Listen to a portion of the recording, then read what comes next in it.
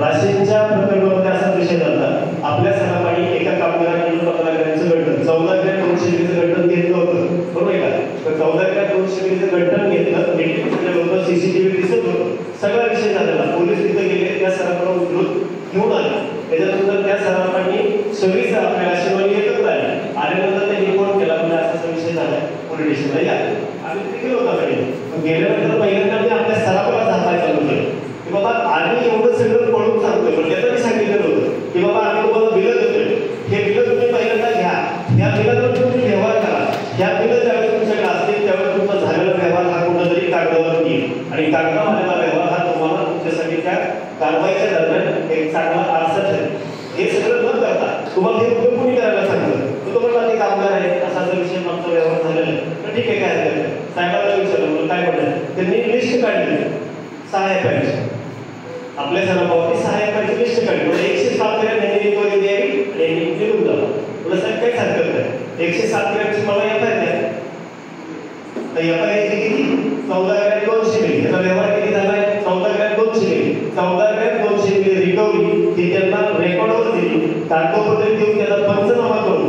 सगळ्यात महत्वाचं, जी आपल्या सरापाडी समोरच्या व्यक्तीला पैसे दिले होते, तर ते पैसे माघारी घेण्यासाठी, तुमच्या प्रश्नाचं उत्तर आहे, तर ते पैसे माघारी घेण्यासाठी आपण ज्या वेळेला रिकव्हरी रेकॉर्डला देतो त्यावेळेला तुम्हाला 500 नुसार तुम्हाला तुमचे पैसे माघारी मागण्याचा अधिकार तयार होतो. ते तुम्ही जे प्रकार स्टोलन प्रॉपर्टी घेणं हा बंधनकारक आहे, आपल्याला तो गुन्हाच आहे. हा गुन्हा आपण एक पहिली गोष्ट केलेला असतो आणि त्यात पुढे जाऊन जर आपण हे अमान्य करू तर चुकीचं होईल.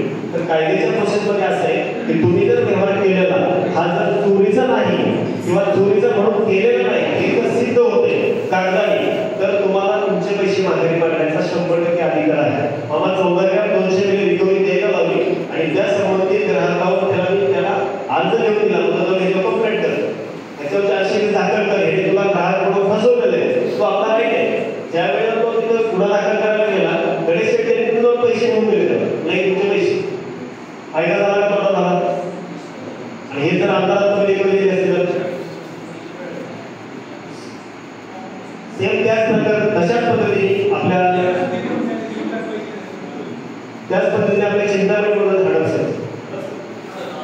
हडपसरचे रोज एका गल्लीत वावरणारे लोक, तो जो ग्राहक होता रोज लहानपणापासून एकमेकाला ओळखतोय. आता तुम्ही तुमच्या मित्राची मोड घेतली, तुम्ही मोड कशी घेणार तुम्ही, किंवा तो चोरी करतो हे तुमच्या मनात तुम्हाला माहिती पण नाही. हा व्यवहार याचा झाला 30,000 रुपये 30 ग्रॅमच्या पाटल्या त्याने आपण फोडले पाटल्या.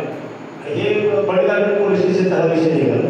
ज्यावेळेला साहेबांचा फोन आला तेव्हा त्यांना बोललो, तेवढे सगळं डिटेक्ट झालेलं, त्यांचा व्यवहार झालेला आहे, क्लिअर झाला. त्यांनाही त्याच पद्धतीने सांगितलं की बाबा ज्या वेळेला माझा सरा समोरच्या व्यक्तीला पैसे देतो तर तो फक्त 1 ते 2% फक्त त्यामध्ये प्रॉफिट घेऊन दिलेलं असतं. एका त्याने चोरीचा पण व्यवहार केलेला नाही आणि जर चोरीचा म्हणून केलेला असेल आणि तुमच्याकडून जर तसं जर सिद्ध झालं तर आम्ही त्याच्यावर कारवाई करू. पण पहिले तर तुम्ही हे पहा की झालाय का, तर तेवढं नाही, चोरीचा म्हणून नाही झालेला. ते साहेबांनी खूप विषय सांगितलं. मग म्हणलं आपण एक काम करू, तुमचं काम आहे रिकव्हरी करायचं, तुम्हाला तुमची रिकव्हरी मिळेल, मला माझ्या माणसाचे पैसे मिळाले पाहिजे. या दोन्हींच्या मध्ये समन्वय घडवून दिला. रिकव्हरी घेऊन आपण माणूस केला तरी तो साहेब रिकव्हरी घ्यायला त्याला त्या अध्यक्षाने सांगून ठेवलं, मला लिखित त्याच्यावर रिकव्हरी घेऊन जातो की माझ्या दुसरं त्यापेक्षा एक काम करा, लिगली करा. त्यांनी बाहेरच्या बाहेर व्यवहार मिटवला, 1,75,000 रुपये आपल्या माणसाचे घरी आणून दिले.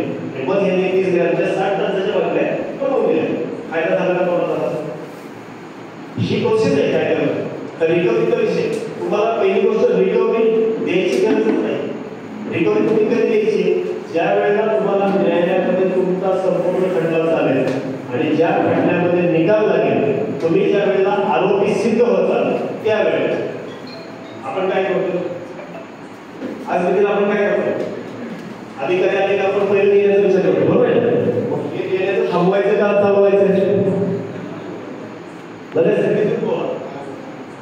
हे द्यायचं थांबवायचं आहे का चालवायचं? ते कसं थांबवायचं? कायदेशीर संघटित होऊन थांबवणार का वेगवेगळं होऊन थांबवणार? कसं? आता तुम्हाला संघटनेचे आपण संघटित केल्याचा काय फायदा होतो मी तुम्हाला सांगतो. पुण्याला त्या दिवशी फक्त मेसेज टाकला होता, एकही व्यक्तीला फोन नाही केलेला. तुम्हाला सांगतो त्याच्यामध्ये रिटेल कॅटचे आपले दिवंगोळी साहेब म्हणजे व्यापारी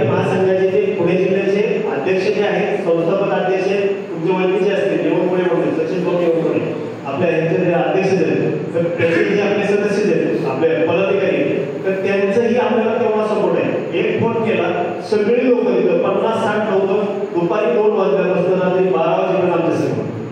आज त्या अधिकाऱ्याला प्रश्न पडला की ही एवढी लोक एकत्र कशामुळे. तर तुम्हाला सांगतो ऑफिसमध्ये आपलं काम नाही झालं, मी ते फोटोज व्हिडिओ व्हायरल केले, त्यांनी आपल्याला कसा हॉल दिला आणि त्या हॉलमध्ये ते प्रश्न मांडायची वेळ आली. हे कशामुळे झालं. आज त्या अधिकाऱ्याला सुद्धा प्रश्न पडला की आता नेमकं ह्याच्यामध्ये काय करायचं. त्यांनी ती पळवाट शोधायला चालू केली, त्यांचं सगळं होऊन गेलं आणि त्याचा शेवटीला सांगितलं की बाबा तुमची जी आरोग्य आहे त्या आरोग्याचं वय 75 आहे, तुम्ही सांगता कायद्यामध्ये अशी तरतूद नाही, आम्हाला कोर्टाची परमिशन घ्यावी लागेल, ही बाई वयस्कर आहे, हिच्या आपल्याला अटक करायची का नाही. आता ह्यांच्या बापाच्या घरचा कायदा आहे.